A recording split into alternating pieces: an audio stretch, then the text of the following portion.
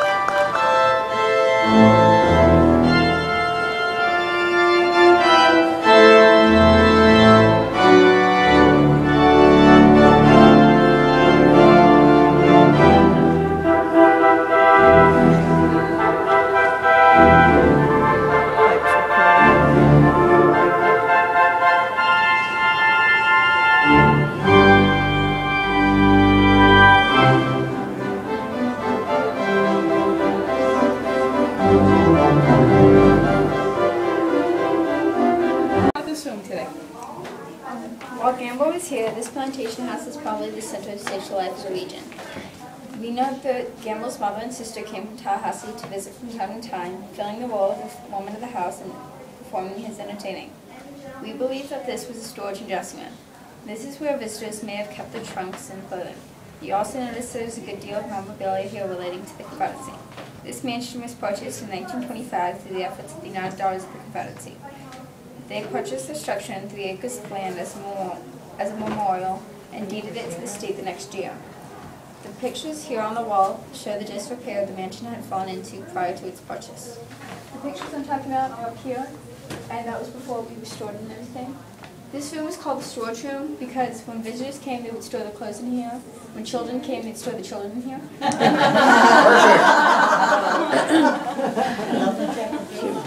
This is called the church doll, and they would give it to a baby and pin it to their clothing, so that way when they were playing within church, if it fell on the ground, it would make a sound and upset anybody.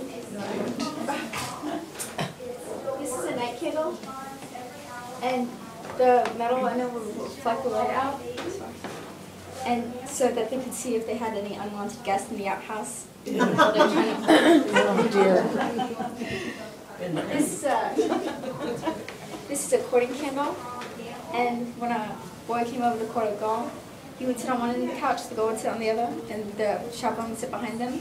If the chaperone liked the boy, he'd wind the candle up, give him more time. If he didn't like him, he would wind it down.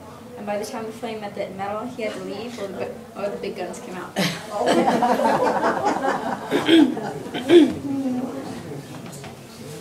This is a baby's little puppet. Oh, cute. To entertain them if they were mad or sad. Little tool, and you could crank it, and the ropes would tighten up the bed. Right. And that's where the term sleep tight came from, because it was then you had a firm mattress on your back. So that's sleep tight. If you got cold in the middle of the night, instead of having to get out of the bed and try to find a blanket, you could just take your blanket roll and you would unroll your blanket. Wow. Isn't that nice? Yeah. I think we should have these Yeah. now. Isn't that fantastic? And then in the morning, to make your bed, to put your extra blanket, you just would roll it up. Isn't that nice? Is this wool? Yeah. Is it wool? It could have been. It could have been wool. I'm not sure what this fabric is, but it certainly could have been wool. 37th Arkansas. I had gone on the bus tour before at Vicksburg, but you know, you go on the bus tour and there's this one, and there's the Georgia, and there's this one, you know, you really don't see the 37th. I walked the line from the 37th to the end before the 37th Arkansas Infantry fought. And to know that my ancestor fought and died there was really, really a different feeling, knowing that he was fighting for what he believed in and for his family. For me, you know, for me to be here today. Then, you know, there's a big, big cemetery at Vicksburg, but there are no Confederates buried in Vicksburg National Cemetery. But the ladies of Vicksburg realized there was a need for a location for the Confederate soldiers, so they gathered the bodies after the war and placed them in the city cemetery, put markers. It looks like the National Cemetery, so then we went over there. Saw the marker. So that's my story. Now I'll tell you about this room. This is a Benjamin bedroom. Judah P. Benjamin was a guest here in the house. Judah was an attorney from New Orleans, and also owned a plantation there. And like the Mississippi River still does, sometimes it comes up and sometimes it goes down. It came up, flooded his plantation, and he lost it. So once that happened, he became a politician. As a politician, he was elected as senator for the state of Louisiana. Then when Louisiana seceded, he became an officer with the Confederacy. He served, he was appointed Attorney General in several other places, but ended up being the Secretary of War and then Attorney General. And in the war, all the leading officers were to be arrested. And, you know, there was no term of service in the prison. They didn't know if they would ever live to get out of the prison. So he came here to hide until he could get out of the country. They say that at one point he even hid in the swamps to avoid being arrested. When the plantation was built, you could see to the river from here. So you knew who was coming and going because there were no roads or trails or paths. So you could look right out and you know what was coming and happening. Well, the Confederacy had sunk a boat in the river. They were able to raise this boat, and Judah P. Benjamin was able to sail to England. In England, he served under the Queen as a barrister, and there's a picture of him as a barrister from England. He lived the rest of his life in England and died there, never returning to the United States. The bed in this room is different from the bed in the last room. This is a feather bed. Now, you know, sometimes feather pillows we have, and they're nice. Well, a feather mattress is nice, but it is a lot of work. Once you got up, you had to take it outside and air it out. And you could bring it back in, and you had to use the plumper, and that's the term for this, to plump the feathers to make them smooth. As you see, it needs it now. That's not much. And then you put your linens back on and be ready for another night's rest. However, there's one big important thing missing off this bed. It's the mosquito netting. Although the bedroom is upstairs, so it would be less bugs. You would not have a peaceful night's sleep with the biting bugs if you didn't have the mosquito netting. The night shirt is probably a man's shirt of that period. All the I want to wish you a very Merry Christmas. Merry Christmas to you. Thank you. I hope you're enjoying your tour. lovely. Thank you. Okay.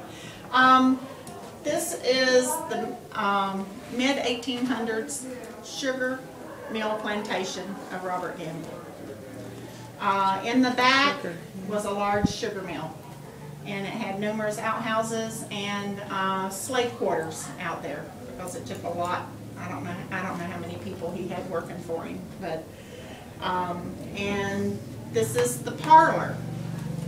This was used to entertain his guests, which you can see. We hope he didn't have too many at one time.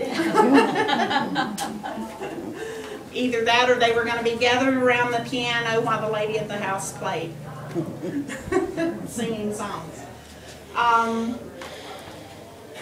This is what we call a tea caddy. This is what they kept their tea in. They stored it in this. And tea was very expensive back then, so they always kept that tea caddy locked. What kept them from just taking the whole tea caddy? I don't know. A shotgun. And they would have had a silver tea service. We have our windows open today and the shutters so that we had enough light for you to be able to see, because they only had candles that they lit with and no electricity. Normally the windows in the summertime would be open all the way, and they would keep the shutters closed to keep the coolness inside. During the winter months, we would use our fireplace for heat. So that was the heat for the winter. We have here what is called a Bose & Sons square grand piano, and it's made from natural rosewood. On the wall is a picture of Robert Gamble's father, John Grattan Gamble. And he brought his family here in 1827. When? And 1827. And I was just informed that this was built in 1844. And it was kind of a replica of what they had in North Florida. And he had gotten into some bank trouble and came down here. So. That separates the kitchen and the workroom from the mansion proper. And you know why. Most of you can guess why. The danger of fire in those days. They couldn't call 911, could they? No. So in order to protect the rest of the house, the kitchen was separate. The meals were prepared there. The food was brought in, placed here, and was served from the buffet. They grew most of the food that they consumed. This was a working plantation. It was a sugar plantation, but of course they also grew all of their own foodstuffs, their vegetables, their fruits, everything, with the exception of two things, the fish and the wildlife that they supplemented their diet with. And the furniture itself is not original to the mansion. It is very correct. This would have been the furniture, the type of furniture that they would have had in those days. But the mansion fell into disrepair, and so all of the original furnishings were lost. The United Daughters of the Confederacy bought the mansion in 1925. And I've seen pictures of it at the time they bought it, and it looked awful. And they set about renovating it, and then they deeded it to the state of Florida. And that's why this is a state park. So the house is owned by the state of Florida. The furnishings are owned by the United Daughters of the Confederacy. We work together. It is a cooperative effort to preserve this house and to open it for these tours. But it takes a lot of money, a lot of renovation to keep up a house like this. Florida was an agricultural economy at that time. And if you can picture what it must have been like in the 1830s, this would have been prior to the war between the states. And so they grew all the foodstuffs. In fact, when it came time, the war between the states, Florida was known as the breadbasket of the Confederacy because they furnished a lot of the food that went to the Confederate Army. A lot of the cattle, the crops that they grew, and one very important thing that you don't think about, Florida provided the salt to the Confederacy. That's something that you don't usually consider. But you think about how important the salt was to preserve the land at that time. So, and standing decks behind you, and a cubby hole deck over here, where you used to work. And just a candle, and they didn't have any electricity. They used a candle that raises up and raises down. They raised it down during the day and raised it up during the night. And so that was their electricity those days. Now, because sugarcane was raised around here, there's 3 pieces of sugarcane sticks down there. It came from Joaquina.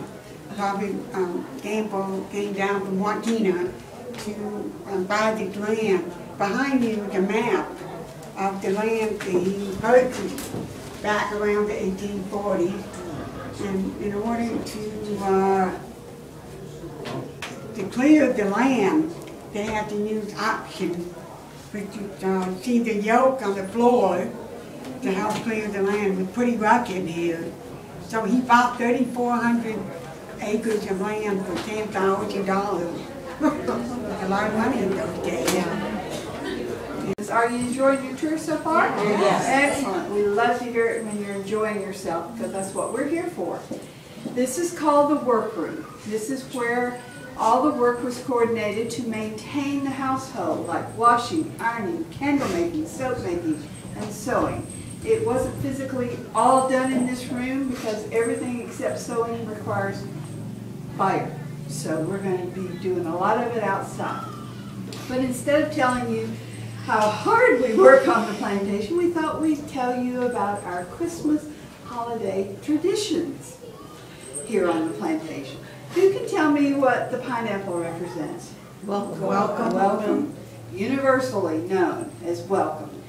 So if you were a visitor here and you were staying more than just, you were staying overnight, you were not just a day visitor and you extended your stay, you might have one of these in your bedroom.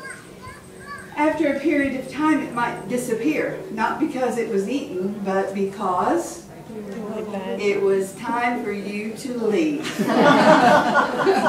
How about subtlety? Somebody in the tour before you says, I wonder if that'll work now. Apples were also a tradition of holidays here on the plantation. And you can tell me what's inside a apple besides the core and the seeds?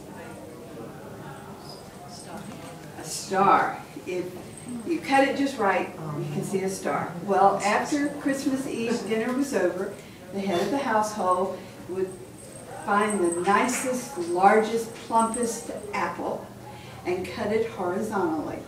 And when he separated it, if it had a perfectly shaped star with lots of plump seeds and an abundance of seeds, then it meant the family was going to have a prosperous year. And then he would cut it up and everybody would get a piece of the apple. Poinsettias is another flower that's associated with Christmas and traditions on the plantation, even though it is not native to the United States. Where did it come from? Mexico. In the early 1800s, we had an ambassador from the U.S. to Mexico. His name was Dr. Joel Poinsett. Well, he fell in love with this plant. So when he finished his post in 1829 and he returned to the United States, to South Carolina, which was his home, he brought the plant with him. And he gave it his name, poinsettia. It means in Mexico, it's called the flower of the holy night, which means that it blooms around the holidays. It's an evergreen, and at that time, the brackets, I think they call the flower things brackets, turn red. Herbs are associated with the holidays on the plantation. What does rosemary signify? And it can mean a lot of things, but I'm looking for one particular thing. Happiness. So on Christmas Eve, every room would have a fresh sprig of rosemary in it. If you were lucky enough to be a guest at this plantation and you were spending the night, you might slip between sheets that had been dried on the herb garden on lavender bushes. So the sheets have this lavender fragrance. The room was filled with the fragrance of rosemary, and the cook would send up a cup of chamomile tea, and I guarantee you, you're going to sleep like a baby. Christmas trees are not a tradition, didn't become a tradition in this country until about the Revolutionary War. It was the Hessian German soldiers that were fighting with the British against us that brought their culture with them. It didn't catch on right away. It wasn't until the 1840s when there was an illustration in the London Times of Queen Victoria and her family around a tabletop Christmas tree. And of course, you know, Queen Victoria's consort was German, and she was also of German descent. Our tree, because this is a slave quarters, is a sandhill pine. It would have been cut from the property. And when you brought it back, if you happened to discover that there was a bird's nest in it, then it was lucky for the household. Not so much for the bird. You've taken his home. It's usually decorated with homespun things. You see cornucopias that have peanuts in them. We would have hung candy and cookies and other things on the tree as well. Because as your guests are coming to visit and your family from out of town, if they wanted to snack, they could just go to the Christmas tree and pull it off and take it with them. By the end of the holidays, your tree is bare. You don't have many ornaments to pack away. Let me see if I remembered everything on my list here. When do you think we had the first Christmas tree in the White House? What year? 1856, and the president was Franklin Pierce. Christmas didn't become a legal holiday until later on. The first state to make it a legal holiday was Alabama in 1826. So hasn't changed a thing, it's still this way. And if you'll pardon me for just sitting here to talk to you, I don't mean to be rude, but I'm about to run out of gas. And I would love to tell you what things you would like to know about. I won't bore you with naming all these antiques because the Antique Roadshow has upstaged me. Everybody knows what they're called. But I would love to tell you how they work if you're interested. And we do all of our cooking in this fireplace right here. We usually cook a full meal. It's late in the afternoon and we're not doing that right now, but for us it's late. We've been at this a long time. But we do this by dragging coals out on the hearth and putting different spider pans and pots and things that have legs on top of the coals. And then we put the food in the pans and then lids, and we put more coals on that. At that point, you have almost exactly what you have at home in having a 2-element oven. And it cooks about the same way, and it takes about the same amount of time to cook in there. So there's really, the hardest part is getting the fire right so that you've got enough coals. The rest of the cooking is very similar to what you do at home now. There's not much difference. Questions? May I answer something for you? My grandmother had some of those baking, those iron, and she used to make little pineapple upside down cakes on it. Oh, that was delicious. So the iron ball there. The big iron ball is for roasting coffee. When you buy coffee in bulk, it comes what they call green. It's not green in color, it's tan. You may see some right in that first little container. And they call it green because it isn't processed. After it's roasted, then it turns brown, and that's what's in the next container. And you put it into the grinder, grind it up, boil it. But that was good. Talk about fresh. Yum. It is good because coffee beans will last a very long time as long as they're not roasted. Once they're roasted, a coffee bean has nothing inside of it. It's just a husk. If you broke one in half, you'd see no meat or anything like that. That's why they have such a huge shelf life. But once you roast it, you're actually causing the oil in the husk to come to the surface of the bean and then to begin to char when you turn it on there. So once that oil is charred, then starts the clock ticking as to how fresh it will be. You let it sit a long time, then it loses all its flavor because the air dissipates the oil. Excuse me, sir, would you stay back past that chair? Oh. I have an agreement with the fire marshal that if I catch on fire, I have to grab that cape.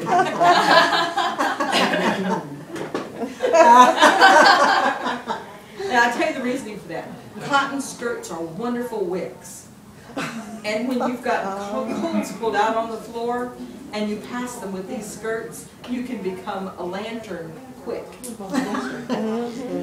That is the only thing that can put me out because it's made of wool. And wool is filled with lanolin and won't burn. It will just smother the fire right out. Now if you catch on fire, I've got an extinguisher behind that door that I can get you to shoot down. We're going to make sure everybody stays behind the That's chairs. why I have to stay behind the chairs, just in case. But that's why. And before the time, I keep telling everybody, I keep saying the turn of the century, assuming everybody knows what I'm talking about. Yeah. But I had a group of scouts once that said, 2000? Not that turn of the century, the other one. So before 1900, hearth fires was the second largest cause of fatalities among women. Wow. Today, it isn't even on the mortality schedule in any state. But at that time, it was the second worst. I mean, if your skirt catches on fire, what'd your mother tell you to do about burns? Butter. Rock and roll. Butter. No, she probably didn't. Oh, You to know put it that on now, it. but I bet your mother didn't know Butter, that yeah. rock and roll thing. No. Mine didn't know that either. But she put butter on a burn. Oh, butter, and that's not good. And so if you put butter on a burn, what happens? We know now it seals the debris in there, right? So then you have infection, that causes pneumonia, and then I always kid about that then you're looking for a new plantation mistress because you're in the market for a new one because you don't live from that. Those men. There's no penicillin They and wear 'em there's out. no fire department or, you know, there's nothing like that before the turn of the last century. So it was a very real issue. So we did have to kind of keep that corridor open. We use